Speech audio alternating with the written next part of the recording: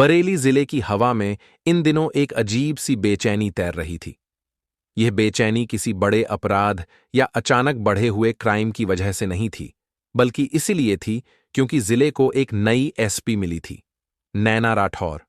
फाइलों में दर्ज उनका रिकॉर्ड खुद बता देता था कि वह कितनी सख्त, कितनी ईमानदार और कितनी निडर अफसर हैं। उनकी कार्यशैली बाकी अफसरों जैसी नहीं थी। वे दिखावे की मीटिंगों या खोखले भाषणों पर नहीं, सीधे सच्चाई पर विश्वास करती थीं। उनके आने की खबर से सबसे ज्यादा बेचैनी पुलिस विभाग के अंदर ही थी। अफसर और सिपाही समझ रहे थे कि अब ढीलापन, मनमानी और मनगढ़ंत रिपोर्टों का दौर लंबे समय तक चलने वाला नहीं है। नैना राठौर ने बरेली का चार्ज संभाले 3 दिन पूरे कर ली थे। इन 3 दिनों में उन्होंने किसी पर नाराजगी नहीं दिखाई, न ही किसी पर अनावश्यक दबाव डाला। उन्होंने सिर्फ पुरानी फाइलें देखीं, लंबी लंबी मीटिंगें लीं और हर थाने, हर विभाग के हालात समझने की कोशिश की। सिटी डीएसपी से लेकर छोटे सिपाहियों तक हर कोई उनके सामने बड़ी सफाई और आत्मविश्वास से बोल रहा था। मैडम, यहां पुलिस और जनता का रिश्ता बहुत अच्छा है। मैम, हमारे इलाके में क्राइम पूरी तरह कंट्रोल में है। कोई परेशानी नहीं मैडम, सब सुचारू रूप से चल रहा है। उनके चेहरे पर मुस्कान थी, पर आंखों में नहीं। वे जानती थीं कि बंद कमरों में कही गई बातें बाहर की गलियों की धूप में अपना रंग खो देती हैं। बार बार उन्हें अपने पिता की बात याद आ रही थी। बेटा, वर्दी की इज्जत कुर्सी पर नहीं, लोगों के बीच होती है। सच्चाई जाननी हो तो कभी वर्दी छोड़कर जनता के बीच जाना। यह बात उनके मन में घर कर गई थी। शाम के करीब 5 बजे बादलों से ढका आसमान अंधेरा सा होने लगा था। नैना ने अचानक फैसला लिया। आज वह जनता की असल परेशानी अपनी आंखों से देखेंगी। उन्होंने अपनी वर्दी उतार दी और एक साधारण पीला कुर्ता, काली सलवार और काला दुपट्टा पहन लिया। महंगी घड़ी उतारी, एक पुरानी घड़ी पहन ली। पर्स में सिर्फ कुछ रुपए, अपना फोन और सबसे जरूरी आईडी कार्ड सबसे अंदर वाली जेब में छिपाकर रख लिया। बाहरी गेट पर खड़े सिपाही ने उन्हें सामान्य कपड़ों में देखा तो हिचकिचाया।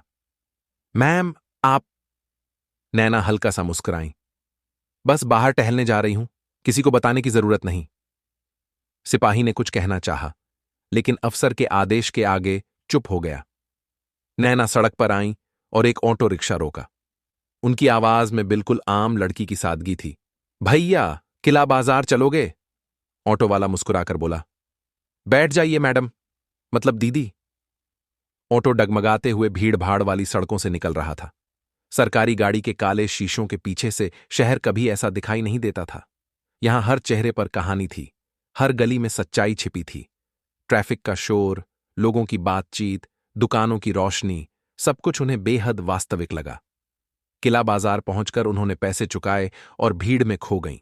हल्की बारिश हो चुकी थी, हवा में मिट्टी की ताजी खुशबू थी। दुकानें जगमगा रही थीं, खरीदारों की आवाजें गूंज रही थीं। इसी बीच उनकी नजर एक ठेले पर पड़ी, पानी पूरी वाला राम लहरियां।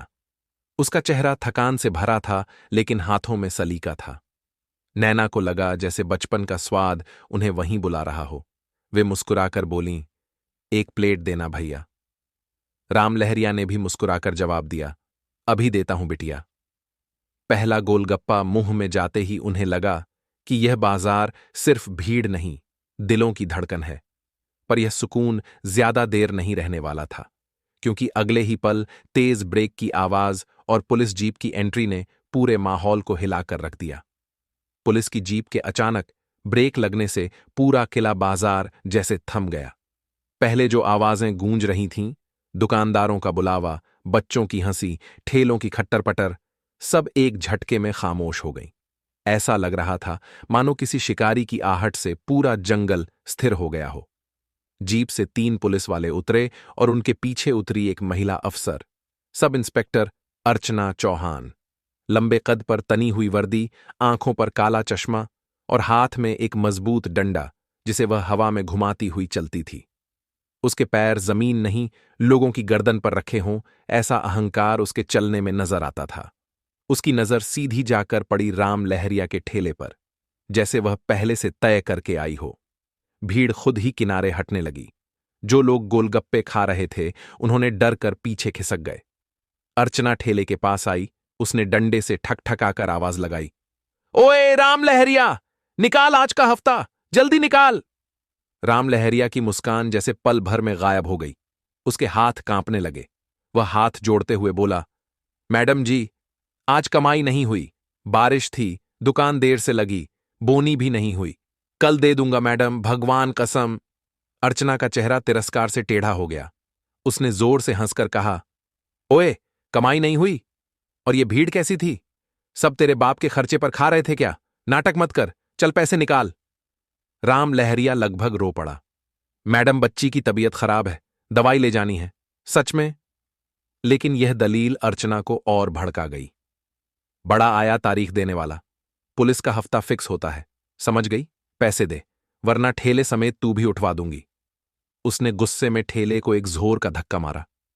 गोलगप्पे, आलू चना, कटोरियां, मटके सब सड़क पर फैल गए।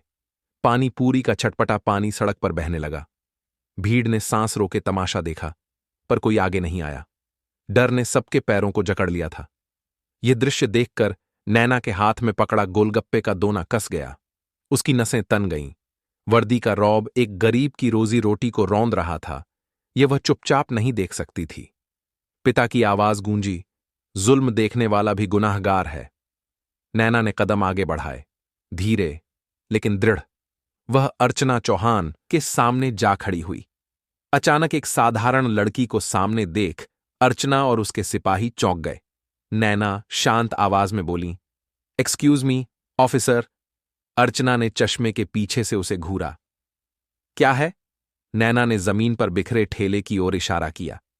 इनसे किस कानून के तहत पैसे वसूले जा रहे हैं? किस अधिकार से उनका ठेला तोड़ा? भीड़ सांस रोककर देखने लगी। अर्चना के चेहरे पर आग सी भड़क उठी। कानून सिखाएगी मुझे? तू होती कौन है? एक सिपाही आगे बढ़ा, ए लड़की, चलती बन, वरना थाने ले जाकर ठोक पीट कर दिमाग ठिकाने लगा देंगे। पर नैना एक इंच भी नहीं हिली। उसकी आंखों में एक ऐसी ठंडक थी जो बड़े बड़े अफसरों का दंभ तोड़ दे।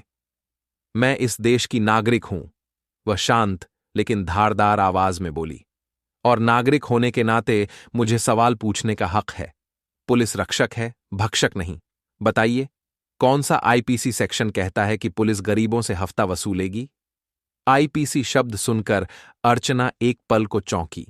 उसे लगा यह लड़की सामान्य नहीं, पढ़ी लिखी है, और अब भीड़ सामने है, इसलिए उसकी बेइज्जती भी हो रही है।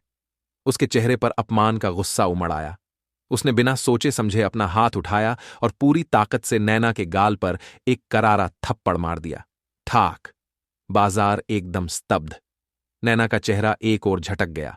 गाल पर जलन चढ़ गई, पर उसकी आंखों में न दर्द था न डर, केवल एक अजीब सी स्थिरता। अर्चना बोली, यह है मेरा सेक्शन, अब भाग यहां से, वरना दूसरा गाल भी लाल कर दूंगी। भीड़ फुसफुसाने लगी। लड़की ने पुलिस से पंगा क्यों लिया? राम लहरिया के आंसू गिर पड़े। उसकी वजह से एक लड़की पीट दी गई। नैना ने धीरे से चेहरा सीधा किया। उसकी आंखों में वही सन्नाटा था जो तूफान से पहले आता है। अब नाटक खत्म होने वाला था। बाजार की हवा में एक अनजाना तनाव घुल गया था। अर्चना चौहान अपने घमंड के शिखर पर खड़ी थी, और बाकी सिपाही उसकी नकली जीत पर मंद मंद मुस्कुरा रहे थे। किसी को अंदाजा नहीं था कि इस भीड़ में खड़ी साधारण सी दिखने वाली लड़की कौन है, और अगले कुछ पल उनकी दुनिया उलटने वाले हैं।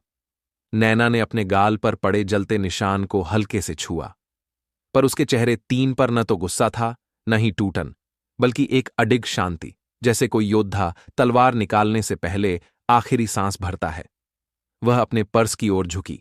अर्चना और बाकी सिपाही यह देखकर और भी चिढ़ गए। आ गई याद, अब पैसे निकाल रही है? अर्चना ने ताना मारा, लेकिन नैना ने पर्स से पैसे नहीं, अपनी अंदरूनी जेब से एक गहरा नीला कार्ड निकाला। वह कार्ड, जिस पर सुनहरे अक्षरों में चमक रहा था, अशोक स्तंभ और नीचे उकेरा था, Naina Rathore, IPS superintendent of police, Bareilly. नैना ने वह कार्ड बेहद शांत भाव से अर्चना के सामने पकड़ दिया। पहले तो अर्चना समझी ही नहीं। उसने झुंझलाहट में कार्ड की तरफ देखा, और जैसे ही नाम और पद स्पष्ट हुआ, उसका शरीर ऐसे कांपने लगा जैसे बिजली का झटका लगा हो। उसकी आंखों के सामने अंधेरा छा गया। वह पीछे हटते हुए लड़खड़ा गई। जिस लड़की को उसने अभी अभी पूरे बाजार के सामने थप्पड़ मारा था, वह लड़की नहीं, जिले की सबसे बड़ी पुलिस अफसर थी। अर्चना के हाथ से डंडा गिरकर जमीन से टकराया।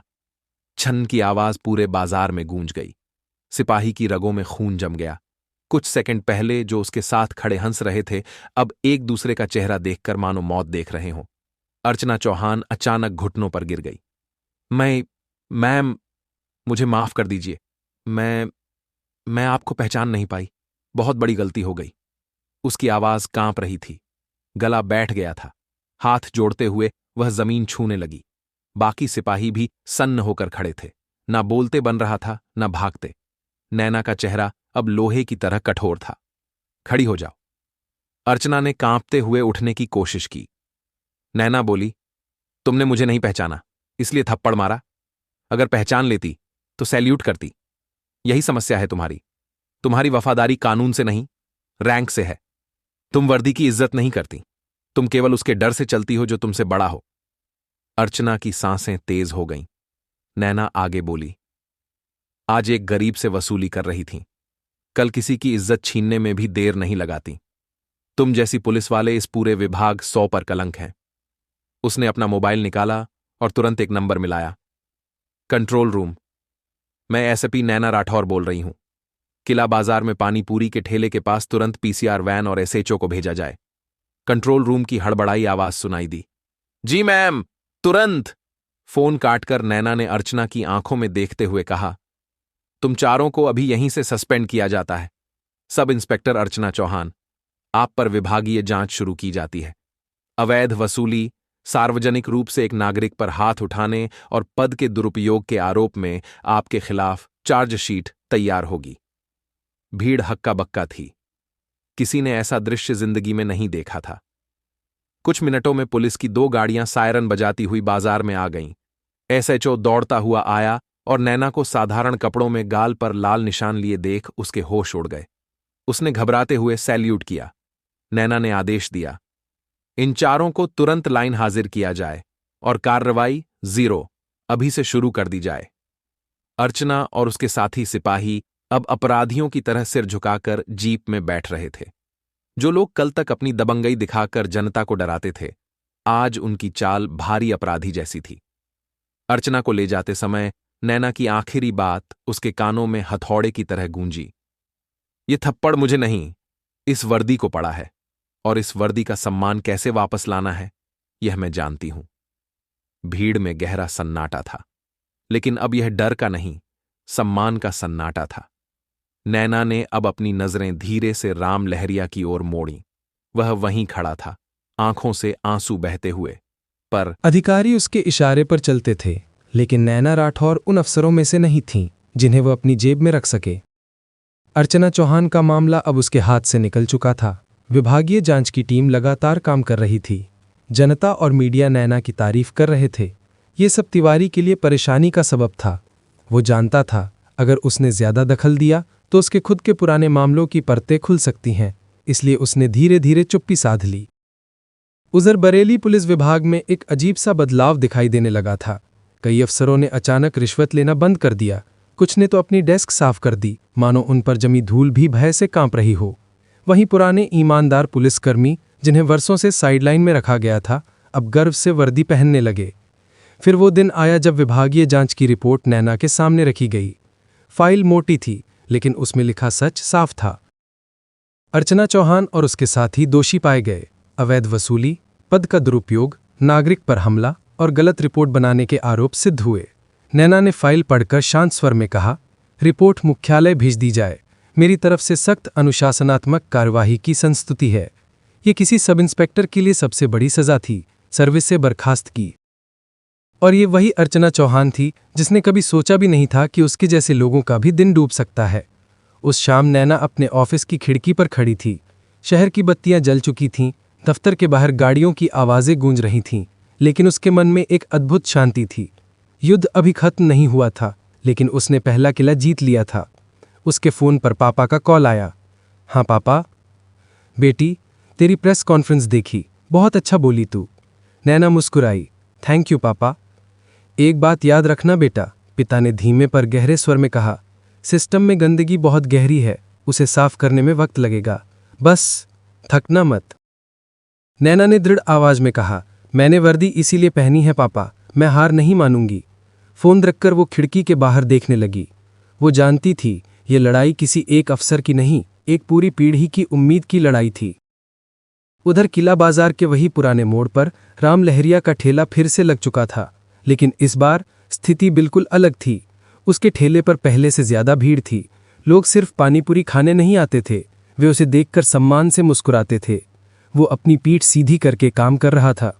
उसके मुंह पर अब एक शांत गर्व मुस्कान थी, जैसे कही रहा हो, मैं भी इसी शहर का नागरिक हूं और मैं भी सम्मान का अधिकारी हूं। कुछ लोग कहते, भाई तूने हिम्मत दिखाई। कुछ कहते, अब पुलिस का डर नहीं रहा, तूने आवाज उठाई इसलिए हम भी खड़े हो पाएंगे। राम लहरिया की आंखें हर बार नम हो जाती थीं। वो समझ रहा था कि इंसाफ सिर्फ अदालतों में नहीं, कभी-कभी किसी एक ईमानदार कदम में भी दिखता है। बरेली की गलियों में एक नई हवा बहने लगी थी। पुलिस स्टेशन के बाहर बच्चे अब बिना डर के खिलखिलाते थे। लोग थाने में अपनी शिकायतें खुलकर दर्ज करवाने लगे। सिपाही भी अब थोड़ा संभल कर बात करते थे। कहीं एसपी मैडम किसी गली में सादे कपड़ों में न जा रही हों। एक दिन नैना अपनी मेज पर अगली फाइल पलट रही थीं, तभी बाहर से आती हवा में कुछ अलग सा एहसास था। खिड़की से झांक कर उन्होंने देखा, शहर अब भी वहीं था, लोग अब भी वहीं थे, पर उनकी आंखों में एक नई रोशनी थी, रोशनी भरोसे की। नैना ने मन ही मन कहा, शायद बदलाव धीरे आता है, पर जब आता है तो कभी लौट कर नहीं जाता। अब वो सिर्फ एक अफसर नहीं थी, वो बन चुकी थी एक मिसाल, क्योंकि जब सच्चाई की लौ जलती है, अंधेरा खुद ब खुद पीछे हट जाता है। किसी ने ठीक ही कहा है, एक सही फैसला हजारों जिंदगी की दिशा बदल सकता है।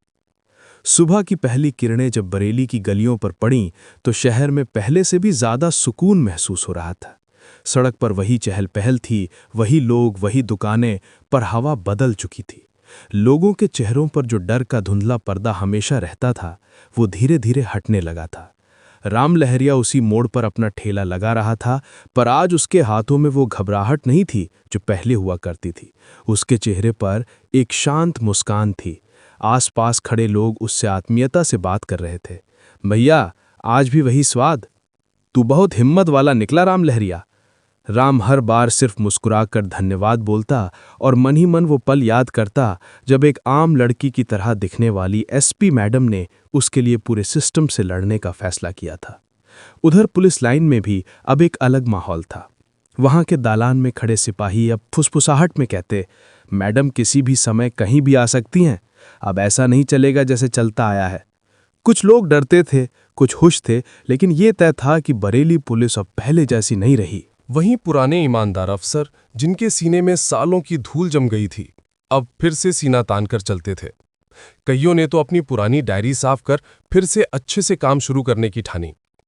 उनके मन में सिर्फ एक भावना थी, जब ऊपर ईमानदार बैठा है तो अब हम पूरी ईमानदारी से काम करेंगे। नैना अपने ऑफिस में बैठी मेज पर पड़ी फाइलों को देख रही थी, पर आज उनकी आंखों में थकान की जगह चमक थी। उनके पास अब बैठकों का ढेर था, शिकायतें थीं, सुधार की योजनाएं थीं, लेकिन आज उन्हें यह सब बोझ नहीं लग रहा था। दरवाजे पर हल्की खटखट हुई। अंदर आने की अनुमति मिलते ही इंस्पेक्टर शमशेर सिंह भीतर आया। सैल्यूट किया। मैडम, हाईवे चौकी छापे के बाद कई और जगहों पर भी हरकतें बंद हो गई हैं। लोग डर गए हैं। लगता है कामयाबी हमारे साथ है। नैना ने हल्की मुस्कान के साथ कहा, शमशेर जी, कामयाबी डर से नहीं, विश्वास से आती है। लोग सिर्फ इसलिए सुधरते दिख रहे हैं क्योंकि उन्हें लगने लगा है कि अब कानून सिर्फ किताबों में नहीं, मैदान में भी जिंदा है। शमशेर सिंह ने सिर झुकाकर हामी भरी। मैडम, आपने हमें वो साहस दिया है जो हमने कहीं खो दिया था। नैना ने खिड़की की ओर देखा। बाहर सड़क पर बच्चे खेल रहे थे, बिना डर, बिना किसी खौफ के। अक्सर छोटे छोटे बदलाव ही बड़े असर लाते हैं। इसी बीच उनका फोन फिर बजा। दूसरी तरफ एक बुजुर्ग महिला की कांपती आवाज थी, मैडम, मेरे मोहल्ले में 2 पुलिस वाले पैसों के लिए मेरे बेटे को परेशान कर रहे थे, पर मैंने हेल्पलाइन पर फोन किया और सिर्फ 10 मिनट में आपकी टीम पहुंच गई। मैडम, धन्यवाद। नैना की आंखें नम हो गईं। यही वो विश्वास था जिसे वो बरेली में लाना चाहती थी। एक ऐसा विश्वास जो किसी नेता की सिफारिश से नहीं, किसी दबाव से नहीं, बल्कि सच्चाई और कर्तव्य से पैदा होता है। उस दिन शाम को वो फिर से उसी रास्ते से गुजरी जहां पहली बार सादी वर्दी में ऑटो से उतरी थी। हवा में वही चटनी और ताजे गोलगप्पों की खुशबू थी। लोगों की हंसी वही थी, पर आज उन्हें सुनकर दिल में एक अलग ही संतोष था। राम लहरिया ने उन्हें देखा तो तुरंत ठेले से उतरकर उनके पास आया। मैडम, एक प्लेट मेरी तरफ से। नैना ने मुस्कुराया।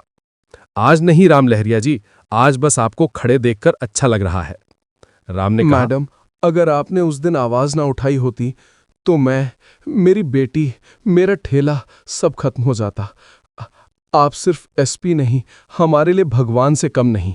नैना ने धीरे से कहा, नहीं, मैं भगवान नहीं हूं। मैं सिर्फ वही कर रही हूं जो मेरी वर्दी मुझे करने की इजाजत देती है, अन्याय के खिलाफ खड़े रहना। हवा में हल्का सा झोंका आया। बाजार की रोशनी में नैना के चेहरे पर वही तेज झलक उठा जिसमें कई लोगों की किस्मत बदल दी थी। बरेली अब भी वही शहर था, पर उसकी धड़कनों में अब एक नई रफ्तार थी। हर गली में नई उम्मीद जाग रही थी। लोग अब जानते थे कि अगर गलत होगा तो कोई खड़ा होगा, अगर वर्दी का दुरुपयोग होगा तो कोई सवाल पूछेगा, अगर डर फैलाया जाएगा तो कोई डर तोड़ेगा। और ये कोई अब सिर्फ एक अफसर नहीं था, वो एक मिसाल थी, एक प्रेरणा थी, एक लौ थी जिसने अंधेरों को पीछे धकेल दिया था।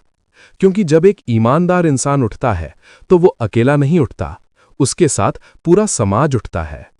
और बरेली की ये कहानी वहीं खत्म नहीं होती। ये शुरुआत है उस नए अध्याय की जहां कानून सिर्फ किताबों में नहीं बल्कि गलियों की हवा में भी जिंदा रहता है। तो दोस्तों, इस वीडियो में बस इतना ही। अगर आपको ये कहानी पसंद आई हो तो इसे लाइक और शेयर करें। अगर आप हमारे चैनल पर नए हैं तो जल्दी से सब्सक्राइब करें, क्योंकि ऐसी ही सच्ची, दमदार और रोमांचक कहानियां हम आपके लिए लेकर आते रहेंगे। जय हिंद।